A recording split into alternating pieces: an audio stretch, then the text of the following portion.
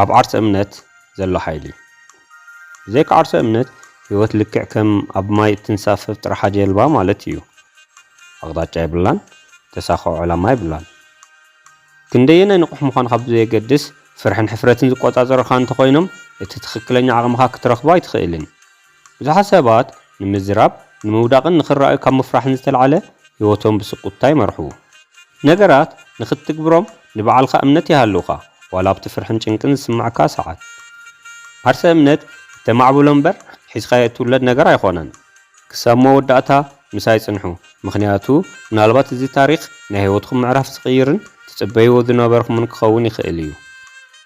ሓደ እዋን እዩ ኣብ ዝተጨናነቐት ከተማ ብንግዲ ሸቐጣ ሸቐጥ ስድሩን ህይወቱን ዝመርሕ ሰብኣይ ነበረ። ገዝኡ ክልተ ደቂ ተባዕትዮ ደቁን በዓልቲ ገዝኡን ዝሓቖፈት ንእስ ዝበለትን እያ። እቲ በኩሪ ወዱ ብጣዕሚ ሓፋርን ምስ ካልኦት ምዝራብ ዝፈርሕን እዩ። እቲ ንእሽተይ ወዱ ግን ብዓርሰ እምነቱ ዘመልአን ተፈታውን ሰብ እዩ።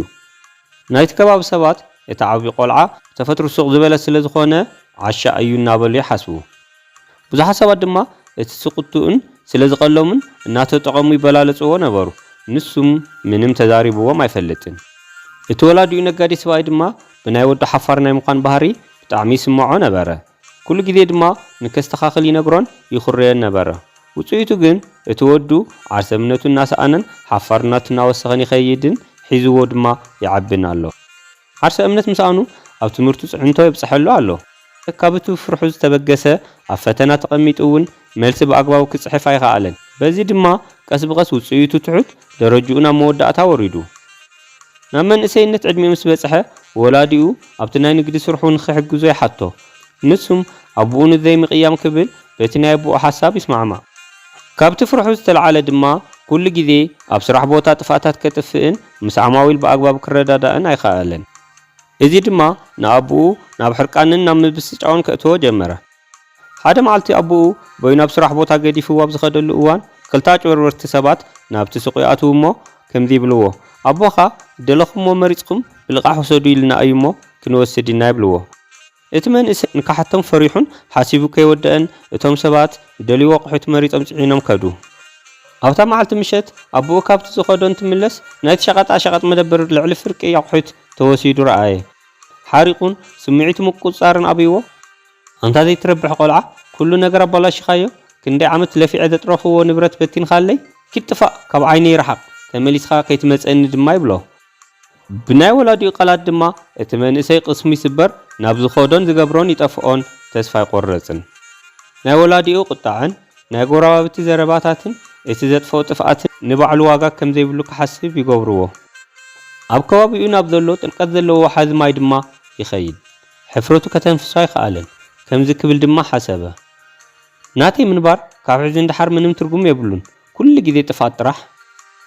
ናብቲ ጥልቀት ዘለዎ ወሓዚ ማይ ድማ ዘሊሉ ክኣቱ ምስ በለ ሓደ ዓብዪ ሰብኣይ ይርእይዎ እሞ ቀልጢፎም ኢዱ ይሕዝዎ፣ ናብ ውሑስ ቦታ ድማ ወሰድዎ። እቲ መንእሰይ ግን ዓው ብምባል ንምንታይ ተድሕኑኒ?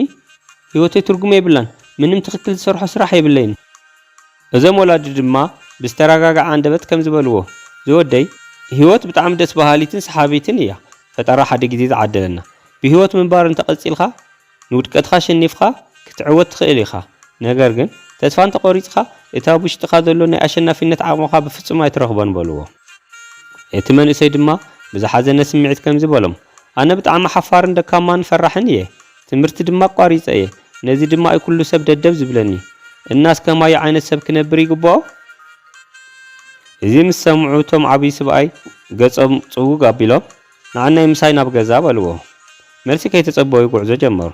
ንሱም ብዝተደናገረ ስምዒት ክኽተሎም ጀመረ። ኣብ ገዝኦም ምስ በጽሑ እቶም ለቦም ዓብዪ ሰብኣይ ከም ዝበልዎ፣ ኣነ ነቶም ኣብ ውሽጥኻ ዝመላለሱ ሕቶታት ዝኸውን መልሲ ኣለኒ። ነገር ግን ንሰለስተ መዓልቲ ዝኸውን ምሳይ ኣብዚ ትጸንሕን ዝብለካን ዝገብሮን ኩሉ ትከታተለኒ፣ ንዝህበካ ሰለስተ ዕዮታት ሰሪሕካ ክተርእየንን ኣለካ። ኣነ ድማ ህይወትካ ክቕይረልካ ዝኽእል ትልምኻ ናይ ምስኻዕ ሚስጥር ክነግረካ እየ በልዎ። እቲ መንእሰይ ኣብ ህይወቱ ንእሽተይ ተስፋ ዘርአን በቲ ሓሳብ ናይቶም ወላዲ ተስማዕምዐ። ናይ መጀመርያ መዓልቲ እዞም ዓብዪ ሰብኣይ ከም ዝበልዎ፣ ሎም መዓንቲ ን10 ሓደሽቲ ሰባት ክተናግር ኣለካ። ስለ ህይወቶምን መነባብሮኦምን ሕተቶም፣ ኩሉ ድማ እንታይ ከም ዝበለካ ብጽሑፍ ኣስብሮ በልዎ።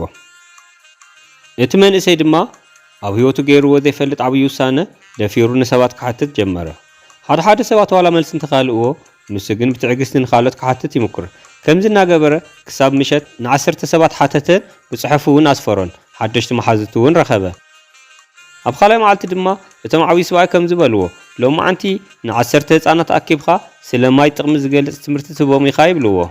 እቲ መንእሰይ ድማ ኣነ ብስርዓት እኳ ትምህርቲ ወሲደ ኣይፈልጥን፣ ከመይ ገይረ እየ ትምህርቲ ከምህሮም በሎም። እቶም ዓብዪ ሰብኣይ ድማ ፍሽኽ እናበሉ ከምዘይ ተምሃርካ ንሶም ኣይፈልጡን፣ ንስኻ እትፈልጦ ኩሉ ኣምህሮም በልዎ። ብፍርሕን ብዘንቀጥቅጥ ኢድን ብብርጭቆ ማይ መሊኡ ብምሓዝ እቲ መንእሰይ ኣብ ቅድሚ እዞም ህፃውንቲ ጠጠው በለ። ስለ 5 ካብ ማይ ዝርከቡ ጥቕምታት ገሊጹ ቀልጢፉ ተመለሰ። እቲ ዘደንቕ ነገር ግን ተግቢርዎ ኣሎ። ጽንሕ ኢሉ ድማ ደጊሙ ብፍጹም ዓርሰ እምነት ነቶም ህፃውንቲ ኣምህሮም። ፍርሑ ተቐንጢጡ ከም ዝኸይድ ዘሎ ድማ ክርዳእ ጀመረ። ኣብ ሳልሳይ መዓልቲ እቶም ዓብዪ ወላዲ ሰብኣይ ድማ ሳልሰይቲ ዕዮ ከምዚ ብምባል ሃብዎ፣ ሕዚ ናብ ኣቦኻ ተመለስ እሞ ይቅርታ ሕተቶ። እቲ መንእሰይ ደንጊጹ ኣይኾንን ኣቦይ ብፍጹም ይቕር ኣይብለንን ይብሎም። እቶም ዓብዪ ሰብኣይ ድማ ከምዚ በልዎ፣ እዚኣ እንተዘይተግቢርካያ ደኣ ኣነ ምታ ናይ መጨረሻ ምኽሪ ኣይህበካን በልዎ። ኩሉ ዘለዎ ብርታዕ ኣኻኺቡ ናብ ናይ ወላዲኡ ገዛ ተመለሰ። ንኣቦ ድማ ተደፊኡ ይቅርታ ሓተተ።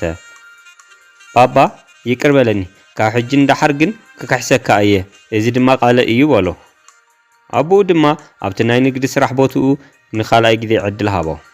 ብጣዕሚ ከም ዝተለወጠ ድማ ኣስተውዕለ። እቲ መንእሰይ ድማ ናብቶም ዓብዪ ሰብኣይ ተመሊሱ ኣቦይ ቤዛኹም ሕጂ ንገርኒ፣ ትልምኻ ናይ ምስኻዕ ሚስጥር እንታይ እዩ በሎም። እቶም ለባም ዓብዪ ወላዲ ድማ ፍሽኽ ኢሎም ንስኻ እኮ ረኺብካዮ ኣለኻ፣ ሕዚ ኣብ ኢድኻ እዩ ዘሎ። እቶም ዝዓበዩ ጸላእትኻ ምሕፋርን ፍርሕን እዮም ነይሮም፣ ንዖም እውን ስዒርካዮም ኣለኻ። ሰባት ዝርኢኻ ንባዕልኻ ብእትገልጸሉ መንገዲ እዩ። ዓርሰ እምነትኻ እንተሪኢኻዮም ማንም ደካማ ኢኻ ኢሉ ዝሓስብ የለን። ሓቀኛ ጥንካረ ዝመጽእ ካብ ዓርሰ እምነት እዩ በልዎ። እቲ መንእሰይ እዚ ምስ ሰምዐ ዓይኑ ብንብዓት ተሸፊኑ ድንን ብምባል ሕዚ ተረዲእኒ፣ ካብ ሕዚ እንዳሓር ግን ፍርሒ ክዕንድረለይ ደጊማ ይፈቅድን በሎም።